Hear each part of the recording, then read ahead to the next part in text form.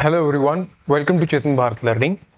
आज की explain series में हम बात करेंगे पॉलिटिकल डायनेस्टीज की इंडिया में। According to Indian Express investigation, political dynasties की जो प्रॉब्लम है इंडिया में वो बहुत ज़्यादा प्रिवेल कर रही है एंड द इन्वेस्टिगेशन क्लेम्स कि ये प्रॉब्लम नियर बी फ्यूचर में यही रहेगी, यानी कि इस प्रॉब्लम को दूर करना काफ़ी मुश्किल होगा। अब होता क्या है पॉलिटिकल डायनेस्टीज? देखिए, जब हमारी कंट्री इंडिपेंडेंट नहीं थी, ब्रिटिशर्स के पीरियड के दौरान और उससे पहले भी इंडिया में किसी एक डेमोक्रेटिक पावर का रूल नहीं था। इंडिया में अलग अलग पावर्स, अलग अलग डायनेस्टीज रूल करती थी। फॉर एग्जांपल, आपने मुगल डायनेस्टी का, मुगल रूल का नाम सुना होगा, राइट। उससे पहले आपने सल्तनत का नाम सुना होगा, राइट। नीचे आपने मराठा जो है मराठास का नाम सुना होगा, उसके बाद आपने वोडेयार का नाम सुना होगा, राइट। तो डिफरेंट डिफरेंट डायनेस्टीज ने इंडिया के डिफरेंट डिफरेंट नुक्स एंड कॉर्नर्स में अपना अपना रूल जो है एस्टैब्लिश किया और जो है अपने टाइम के लिए रूल किया। उन डायनेस्टीज को दूसरी डायनेस्टीज ने रिप्लेस किया और इंडिया में कभी भी कोई एज सच डेमोक्रेटिक सेटअप नहीं एस्टैब्लिश हुआ कि इलेक्शंस हुए और राजा को चुना गया हो, ऐसा कभी नहीं हुआ।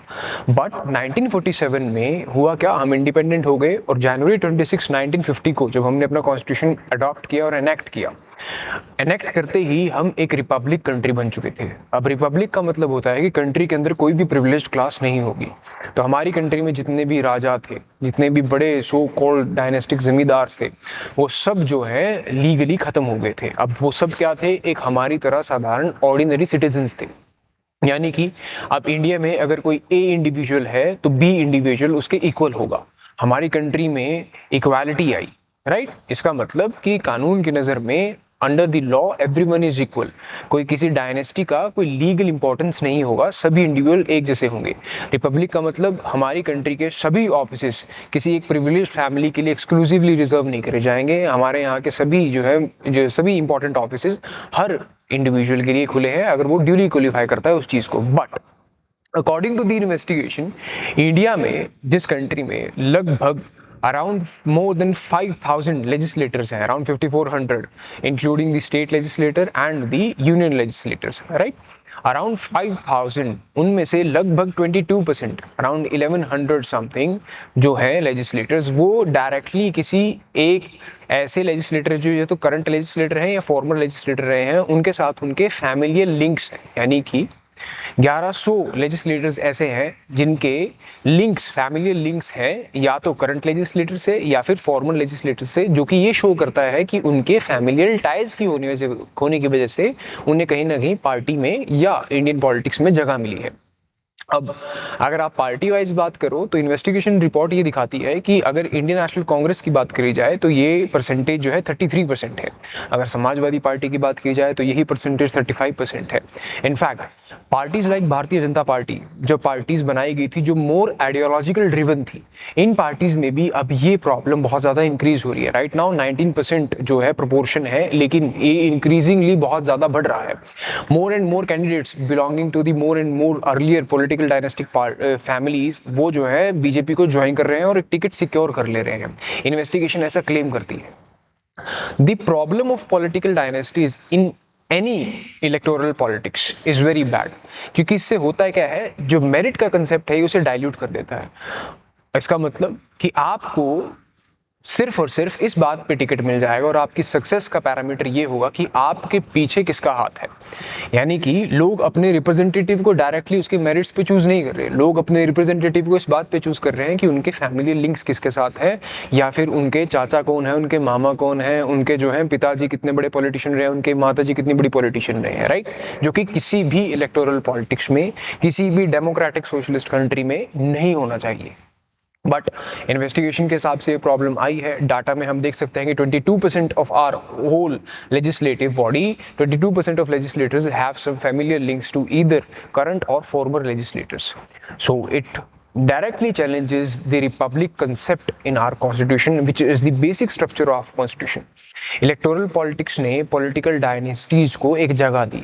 अब इंडिया में ये फिनोमिना डिफरेंट पॉलिटिकल साइंटिस्ट ने अपने अपने स्टडीज में कोट किया है कि इंडिया में पर्सोना पॉलिटिक्स, या फिर जिसे हम कह देते हैं कि करिज्मेटिक लीडर का एक बहुत ज़्यादा बड़ा फिनोमिना है जो इलेक्शंस को जो है इन्फ्लुएंस करता है।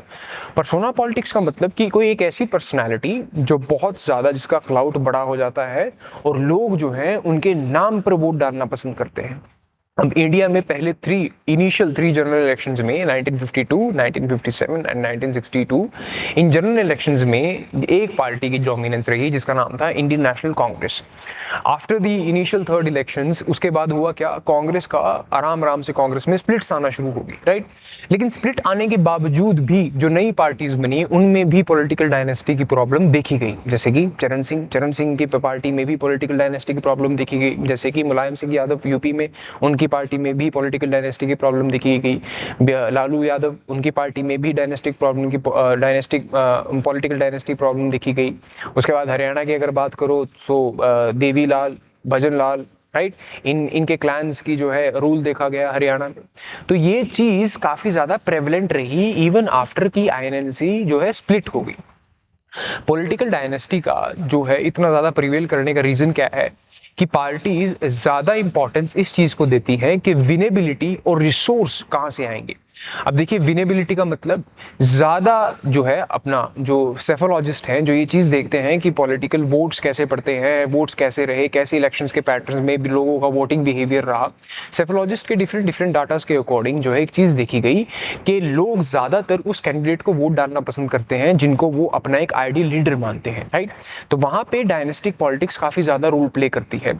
लोगों के लिए डायनेस्टिक पॉलिटिशियन एक लाइबिलिटी नहीं, एक एसेट बन के जो है सामने आता है। उन्हें लगता है कि हाँ भाई अगर ये बहुत बड़े इंसान हैं, इन्हें वोट डालेंगे तो वोट सिक्योर हो जाएगा और ये हमारे लिए काम भी कर पाएंगे। इंस्टेड अब उसके बजाय होना क्या चाहिए, होना तो ये चाहिए कि जो कैंडिडेट इंडिपेंडेंट हो, जो पॉलिटिकल एंटरप्रेन्योर्स हो, उन्हें मौका मिले। पॉलिटिक्स सिर्फ और सिर्फ एक बिजनेस बन के ना रह जाए, वो एक एंटरप्रेन्योरशिप का आइडिया बने, यूथ को पॉलिटिक्स में जगह मिले। रिसेंटली प्राइम मिनिस्टर ने अपनी इंडिपेंडेंस डे की स्पीच में कहा था, खुद क्लेम किया था कि 1 लाख से ज्यादा इंडिविजुअल्स को जो है वो पॉलिटिक्स में इंट्रोड्यूस करेंगे, यूथ को जो है पॉलिटिक्स में इंट्रोड्यूस करेंगे। अब कैसे करेंगे, कहाँ करेंगे, उसके बारे में हमें कुछ नहीं पता, लेकिन हाँ ये दिखाता है कि हमारी गवर्नमेंट चाहती है कि यूथ जो है पॉलिटिक्स में जो है आए। बट यूथ के लिए पॉलिटिक्स में आने के लिए सबसे ज्यादा इंपॉर्टेंट ये है कि यूथ को पॉलिटिक्स में आने से पॉलिटिक्स जो है उन्हें कितना ज्यादा लुक्रेटिव ऑप्शन लगता है। यूथ पॉलिटिक्स में तभी आएगा अगर उसको वहां पे अपॉर्चुनिटीज दिखेंगी। अदरवाइज आप देखेंगे कि पॉलिटिक्स को जो है एक वो बिजनेस मान लिया गया है कि इसमें वही जाएगा जिसके पास पहले फैमिली बैकग्राउंड होगा। ऐसी बातें हमें बहुत बार सुनने को मिलती हैं। इसी इशू को जो है पॉलिटिकल डायनेस्टी रूल इशू का नाम दिया गया है, राइट। डायनेस्टी पॉलिटिक्स किसी भी कंट्री के लिए बहुत ज़्यादा खराब है। डायनेस्टिक पॉलिटिक्स नेपोटिज्म का ही एक जो है वेरिएंट है। नेपोटिज्म का मतलब जब आप जो है मेरिट को छोड़ के सिर्फ इस बात पे जो है इंडिविजुअल्स को आगे लेगेसी पास करें कि वो जो है या डायरेक्टली आपके फैमिली लिंक से हैं या डायरेक्टली आपके जो है बायोलॉजिकल सन है या आपके बायोलॉजिकल डॉटर है, राइट। जो कि मेरिट के कंसेप्ट को अगर आपने दूर कर दिया तो आपने अपनी कंट्री से लिबर्टी को खत्म कर दिया, आपने अपनी कंट्री से इक्वालिटी को खत्म कर दिया, जो कि बहुत गलत है। अब इन्वेस्टिगेशन के हिसाब से ये प्रॉब्लम सिर्फ जो है कुछ पार्टीज तक लिमिटेड नहीं है, ये प्रॉब्लम जो है अक्रॉस दी पार्टीज देखने को मिली है। अब जो पार्टीज पहले आइडियोलॉजिकल ड्रिवन हुआ करती थी वहां पे भी यही प्रॉब्लम बहुत ज़्यादा हो रही है। जो टर्न कोड्स हैं, यानी कि जो पहले किसी और पार्टी में हुआ करते थे वो दूसरी पार्टी में जा रहे हैं, ज़्यादातर वो लोग हैं जो पहले एक पॉलिटिकल डायनेस्टी से जो है बिलोंग करते हैं, एक पार्टी में हुआ करते थे, वहाँ पे विनेबिलिटी और रिसोर्सेज थे, अब दूसरी पार्टी में जा रहे हैं, उतनी सीधा टिकट मिल रही है। इसकी वजह से हो क्या रहा है, जो पार्टी का बेसिक यूथ कार्डर है वो बहुत ज़्यादा डिमोटिवेट कर रहा है। अगर ये चीज़ कंटिन्यू करती रही तो ये जो है डेमोक्रेसी में एक इरोजन का काम करती है, जो कि बहुत गलत है। डायनेस्टिक पॉलिटिक्स एक बहुत बड़ा चैलेंज है इंडिया और इंडिया जैसी कंट्रीज़ के लिए, जो कि नहीं होना चाहिए। इलेक्टोरल पॉलिटिक्स या फिर कह लीजिए कि जो इलेक्टोरल डेमोक्रेसी है उसका सबसे इंपॉर्टेंट जो कंसेप्ट है वो है कम्पिटिटिव पॉलिटिक्स, और कम्पिटिटिव पॉलिटिक्स को डायनेस्टिक पॉलिटिक्स बहुत ज़्यादा हार्म करती है। तो इसी बारे में जो है ये पूरा आर्टिकल था। डायनेस्टिक पॉलिटिक्स एक बहुत इंपॉर्टेंट मुद्दा है, आपके GS2 में इसको डायरेक्टली कोट करके पूछा जा सकता है, एथिक्स में भी GS4 में भी जो है इसके ऊपर क्वेश्चन बनाया जा सकता है। सो आई होप आपको जो है समझ में आया होगा। अगर आपको कोई भी डाउट हो तो आप जो है प्लीज़ नीचे कमेंट करके पूछ सकते हैं। Thank you very much.